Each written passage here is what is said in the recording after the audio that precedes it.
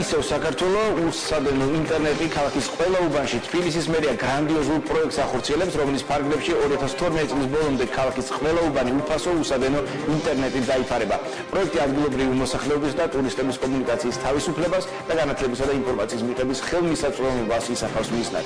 პროექტის სრულად განხორციელების შემდეგ ინტერნეტის სარგებლობა ქუჩებში, მანქანაში, ავტობუსში, მეტროსა და სკვერებში იქნება შესაძლებელი. ახალი პროექტის პრეზენტაცია გუშინ საღამოს ვარკეთილში გაიმართა. ადგილობრივ მცხოვრებლებს თბილისის მერმა გიგი უგულავამ სიახლის შესახებ თავად უამბო.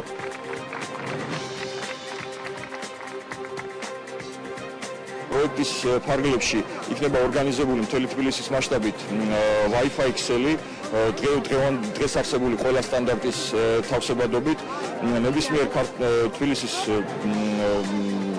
ასე ვთქვათ მოსახლე შეიძლება რომ თავისი მობილური, ასევე პერსონალური კომპიუტერში გააქტიუროს Wi-Fi მოწყობილება. საკმაოდ კარგი წარმოწყება არის მერის მხრიდან, რადგანაც თუნდაც საზღვარგარეთაც და როგორც საქართველოში ისე საკმაოდ ხელსაყრელი არის Wi-Fi-ს, რაც შეიძლება ხშირ მასშტაბებზე, ასე ვთქვათ,